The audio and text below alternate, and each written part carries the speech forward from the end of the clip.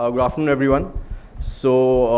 Thank you, Kerala Startup Mission. Dr. Vinay, my batchmate, is also here representing the Smart City. And usually the post-lunch sessions are something which I don't really enjoy talking also because people are also not that interested in talking. But I would be glad to, share my perspective towards what Kerala Startup Mission has been doing, what the startup companies have been doing, and how in the government ourselves, how better we can engage. And I'm sure that you have heard from various departments about their particular requirement, but we need to understand that over the longer run, the enablement, the mechanism which is enabling the startups, that has to be strengthened further. Now, government as a marketplace is a system which we have been running for quite a long time now, and a lot of companies, a lot of startup companies have done very varied kind of projects across the spectrum for various departments. Now, I've seen that like in the past 3-4 years, probably 50 to 60 different application developments or some tech involvement in some way or the other has happened. But I have felt somewhere that we have not been able to specifically harness the strength of our companies. And of course, there are limitations from both the sides, from the demand side and from the supply side. And when I'm talking about generally in terms of e-governance, I would first want to explain, as per my understanding, what e-governance is, what governance in itself is. And I think that will give us the context of how startups can engage and how startups can, help the government, and what are they actually doing by helping the government. Now, governance is a very simplistic concept of everything which is governed for the citizens.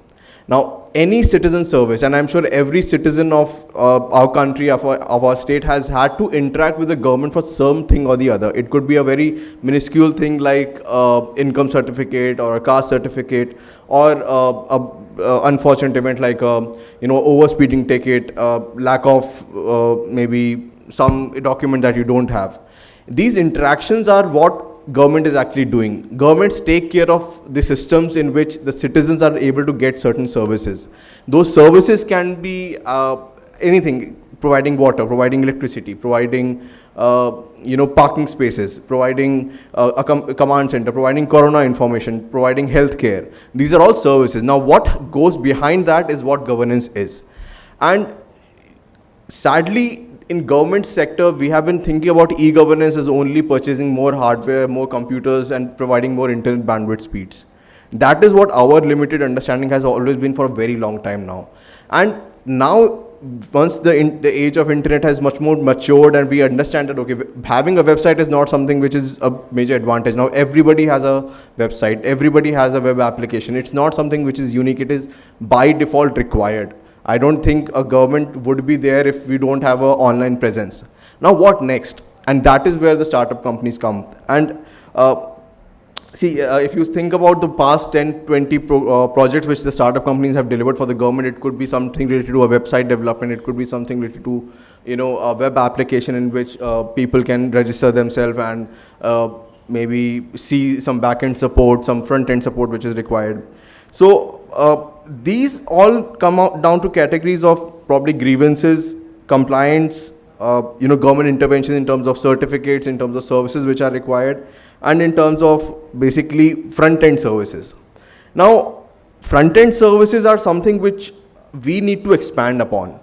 And here is where startup companies have to, step up. When I am thinking, I've spoken to a lot of government HODs, and they have always said that, okay, we'll get the website developed from these startup companies through Startup Mission. I said, great, fine, we'll get you all the help required. Why aren't the HODs, why aren't the government heads talking about that I'll get a new technology from the startup companies? So it has been a very limited avenue of startup companies offering some new tech. They're offering some coding prowess, they are offering some web application that they've already developed. That is enough, but we need to think beyond, and the perception has to change from the startup companies coming and approaching the government departments. Now, I'll give you a few examples of what recently startup companies have done. Something related to waste management, skill mapping, AI-based live video surveillance, installation of CCTV, mass broadcasting, telemedicine, electronic health records, queue managements, AR and VR based training, market automation, mobile application for managing Nutrimix from the Women and Child Development Department. So these all applications are very crucial applications, which probably startup companies don't even realize that the impact that they are having in the entire overarching scheme of thing. It's pretty huge. And each one of these applications would be having 10,000, 20,000 and 30,000 users on a daily basis. So it provides a huge opportunity for the startup companies themselves to put on their energy and put up their efforts and making a new solution out of it. One crucial element that I want to touch upon is that the financial aspects of engaging with the government has always been a certain question mark for startup companies. Because the government itself is not under the impression that we want to pay 50 lakh rupees or 1 crore rupees for a website or web application development or some new technology development. And I feel that somehow certain startup companies, when I've spoken to them, they have said, sir, we don't want to engage because the payout will be very low. And I do completely understand and appreciate your concerns here that yes, the payout might be low. And and ultimately the calculation is based on number of hours, right? Number of man hours that you would have to provide, number of resources that you would have to provide to that department for 1 year, for 1.5 years, whatever it is. So that engagement might not be profitable immediately, and that might lead you to say that okay, we don't want to engage. And recently, I'll give you an example. And we wanted to develop a unified registry portal through Startup Mission, and we engaged to some companies, and one of the companies I'll not name, but one of the companies came in and said that they were using a coding language which was way too advanced for other people to understand. So they were using Golang, and while mostly development happens on Python, Java, hence, so we were not confident enough that okay, if we pick up that company who were developing in Golang, will I be able to further engage, modify the code, and as and when required. So and the guy was pretty confident that, sir, I'll be able to do it, but he had another commitment that I won't be able to give more than 3 months. So that was another problem for me to, engage the same company. Why I'm telling you all this thing is that the startup companies and the departments are very finicky generally. If you feel government is very finicky, we don't want any new thing, right? We don't want whatever I want, what as a HOD, I would want to just pick up that thing. And then the startup company has to probably, make the changes for them and try working on that. But I think it would be helpful for you as startup companies also, and government is a huge, demand. It creates a lot of demand, and I would request the startup companies to meet the HODs directly and offer their services and at least tell them that this is what we are offering. Because sometimes that we are so arrogant in our understanding that we think that whatever we understand is what the problem is. But actually sometimes within the government, we don't even realize a very obvious problem which probably you guys can understand. And I'll be more than happy if more startup companies come and discuss with me that okay, we have this and this solution. And I've helped some startup companies in trying to tell them that okay, you need to talk to, for example, there was a health infrastructure basically startup company who said that we have this device.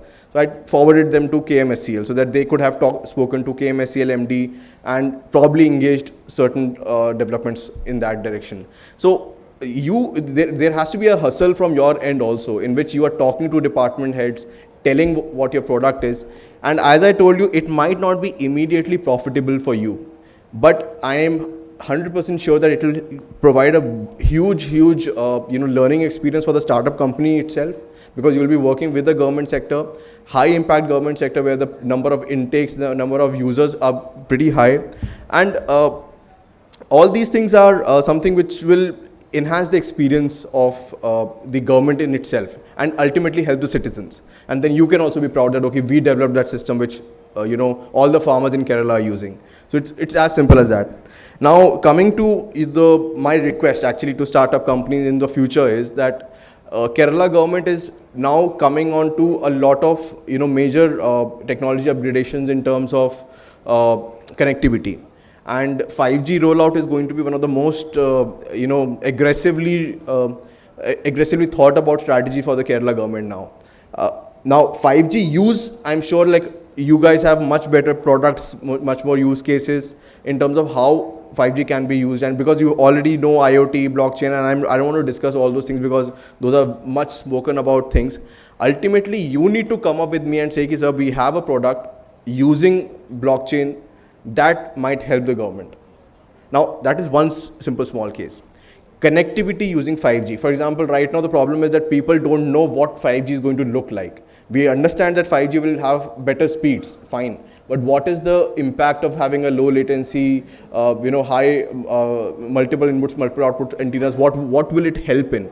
That you have to come up and tell us. That okay, for example, let us take an example of Trivandrum road cities. If we are able to enable small cells across the Trivandrum city, it will open up a lot of opportunities for companies to use that technology and build solutions over it. Because we as a government cannot provide, we'll provide you support, we'll provide you infrastructure support, we'll provide you regulatory support. But at the end of the day, innovation has to be driven from the companies who want to engage with that. And I'm pretty sure that our government is very much open to allowing small cell infrastructure to be used by companies locally as well as remotely. Now, this is one of the opportunities which I was just wanted to portray because 5G is going to happen this year, most likely, with the auctioning and with our rules in place. And that is what I wanted to end with, that the new technologies which are happening, we might not be very tech savvy in terms of adoption, but you are there. It is your business, it is your ideas, it is your innovation, and you have to say that okay, we have a solution ready which probably fisheries department can use. I recall a company in Kerala Startup Mission who develops drones which are underwater. Now, I do understand that it is a very niche area in terms of tech development, and the demand would also be from a very particular area. But I'm sure if the drones are modified in such a way, I'm sure Kerala government or any government can actually use. Few startup companies which we have very clearly engaged multiple times, like Faircore Technologies, I know because we have been talking with them. Expressbase, we have been talking with them. And Unimoney was guy who was running after for the financial tech part also. So the opportunities are huge, and we as a government department, so I am also from the IT department, so I understand that there are certain regulations in terms of how much money you can engage, what is the selection process, and how Kerala Startup Mission does the selection processes. So every company, I'm sure that if you are able to convince the concerned head of the department of whatever sector that you're working in, they will be more than happy to say that okay, we want to onboard this new technology and we would want to take help from the startup company. And absolutely correct that financials might not add up, but in the long run it will help. I feel that it will help, and it will give you a very good insight on how mass operation or mass scalable applications are developed. And a lot of interesting things are already happening. I'm sure like you guys know, the Shutritva Mission developed recently an application for waste management. I think Stravia did it, or I don't recall the exact company's name. But a lot of interesting projects have already been delivered by the startup companies based out of Kerala. And I hope that it will continue happening over the time. I would also like to congratulate specifically Kerala Startup Mission here, because I don't think across the country, if you see a certain mechanism where government as a marketplace is so streamlined, all the way, the tendering process, the selection process, or the limited tender process, it is very, very complicated for departments to go through. Bangalore might have a lot of startups, but it is not driven from the government sector. So here, that is where Kerala Startup Mission is a huge, enabler in terms of making sure that the companies are growing, are getting their, consolidating their demands, consolidating their products, and then showcasing it to the entire markets as well as to the government. So with this, I wish all the very best to the startup companies and to the departments who are attending, that please be engaging with the departments and the startups so that you can learn new technologies, innovate further, and probably build systems which are more practical and more scalable for the citizens of the Kerala. Because when you're working with the government, you're not working just on monetary matter of delivering a solution. You're working for the public. You're working for the people so that they can get benefit out of new technologies. Thank you.